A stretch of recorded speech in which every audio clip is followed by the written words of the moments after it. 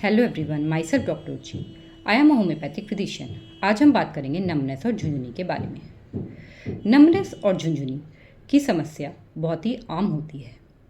आजकल जब हम कभी बैठे होते हैं या हाथ पैर लटकाकर जब हम बैठते हैं तो हमारे हाथ पैरों में नंबनेस और झुंझुनी की समस्या फील होती है। कई बार कार चलाते हुए या फ़ोन पर बात करते हुए या कई बार सोते सोते भी पैरों में नंबनेस और झुंझुनी लगातार एक पोजीशन में सोने से ये झुंझुनी और नंबनेस की समस्या फील हो जाती है। ऐसा कई कारणों से होता है। तो आज हम इस वीडियो में नंबनेस और झुंझुनी के कारण और उसके क्या लक्षण होते हैं, उसके लिए क्या इन्वेस्टिगेशन कराने चाहिए, इन सब विषयों पर और इसके क्या प्रिवेंशन लेने चाहिए, इन सब विषयों पर बात करेंगे। तो अब हम इस वीडियो को स्टार्ट करते हैं। पहली बात ये है कि नंबनेस और झुंझुनी के क्या कारण हैं। इसका सबसे इम्पॉर्टेंट कारण है विटामिन B12 की डेफिशिएंसी। जब विटामिन B12 की डेफिशिएंसी हमारी बॉडी में होती है तो अक्सर हाथों और पैरों में नंबनेस और झुंझुनी की फीलिंग होती है। ऐसे लगता है कि हमारे हाथ पैर सुन्न हो रहे हैं और कई बार इनमें ठंडा सेंसेशन भी होता है। और इसके अलावा इसका जो दूसरा कारण है वो है सर्वाइकल स्पॉन्डिलाइटिस। सर्वाइकल स्पॉन्डिलाइटिस एक ऐसी समस्या है जिसमें हमारा जो वर्टिब्रल कॉलम है उसके बीच में जो हमारे वर्टिब्रास होते हैं उनमें नर्व का कंप्रेशन हो जाता है, उनमें स्वेलिंग आ जाती है, जिसकी वजह से नर्व्स का कंप्रेशन, नर्व्स में दबाव पड़ता है, जिसकी वजह से नंबनेस और झुंझुनी फील होती है। ये नंबनेस और झुंझुनी हमें शोल्डर से लेकर हाथों में और हमारी बाजू में और हाथों की उंगलियों में ये फील हो सकती है समस्या।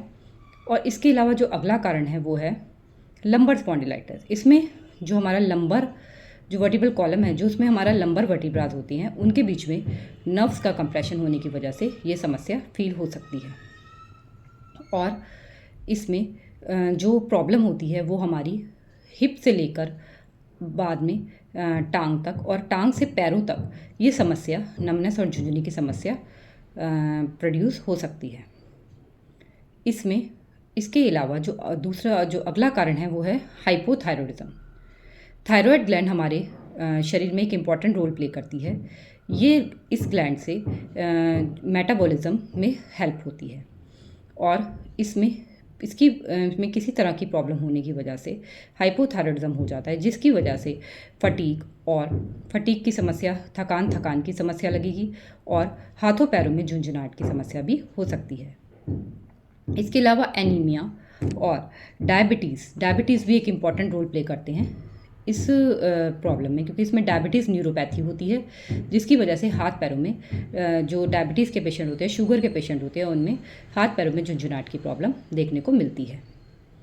इसके जो लक्षण हैं वो होता है, पहला लक्षण है नंबनेस, हाथ पैरों में सुन्न हो जाना, हाथ पैरों का सुन्न हो जाना, ये एक लक्षण है। इसके अलावा टिंगलिंग, लगातार हाथ पैरों में झुंझुनाहट या ऐसे लगेगा चींटियाँ सी चल रही हैं, और पियर्सिंग सेंसेशन, लगेगा कि कोई सुई चुभ रही है हाथ पैरों में, इस तरह का सेंसेशन होता है। कोल्डनेस, ठंडा सा सेंसेशन होता है, ठंडे हो जाते हैं हमारे हाथ पैर जो होते हैं, और जलन का सेंसेशन भी हो सकता है कई केसेस में। और धीरे धीरे जब इसमें मसल्स की वीकनेस होने लगती है तो हाथों से चीज़ें भी छूट जाती हैं, हाथ इतने वीक हो जाते हैं कि हाथों से चीज़ें छूटने लगती हैं। इलेक्ट्रिक शॉक लाइक सेंसेशन भी देखने को मिलता है। और ये सब जो होता है along the route of nerve होता है, नर्व की रूट्स के अलोंग होता है। इसमें जो इन्वेस्टिगेशन कराने पड़ते हैं वो हो सकते हैं कि जैसे हम पहले तो हम नॉर्मल रूटीन में टच, टेम्परेचर और रिफ्लेक्स का जो इसमें हम इन्वेस्टिगेशन करते हैं, टच करके देखते हैं उस पार्ट को कि उसमें कोई सेंसेशन है या नहीं। उसमें हम टेम्परेचर से सेंसेशन डाल के देखते हैं कोई गर्म या ठंडे का उसमें कोई सेंसेशन है या नहीं, ये चेक करते हैं। और फिर अगर इसके अलावा हम इसमें CT स्कैन और MRI भी करवा के देखते हैं कि कहीं कोई ब्रेन में कोई गांठ वगैरह की वजह से ये प्रॉब्लम तो नहीं आ गई है। ये सब टेस्ट इन्वेस्टिगेशन हमें करानी चाहिए इस केसेस में। इसके अलावा नर्व कंडक्शन टेस्ट भी एक स्टडी होती है, उसमें नर्व्स की रूट के अलोंग जो स्टडी होती है वो हमें करानी होती है। उससे हमें पता चलता है कि ये जो समस्या वो किस कारण से आई है। इसमें जो प्रिवेंशन है वो है, इसमें हमें अपनी डाइट को, न्यूट्रिशनल डाइट लेनी चाहिए और पानी भी अधिक मात्रा में लेना चाहिए। और उस साइड पे ना सोएं जिस साइड पे ये प्रॉब्लम हो रही है। साइड को लगातार बदलते हुए ही अपना रेस्ट लेना चाहिए और इससे भी ये समस्या में बहुत निजात मिलती है।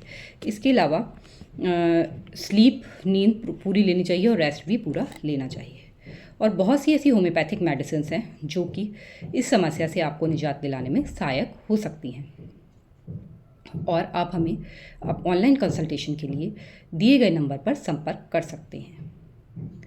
और अगर आपको हमारी वीडियो पसंद आई हो तो इसे कृपया लाइक करिए, शेयर करिए और सब्सक्राइब जरूर करिए। धन्यवाद।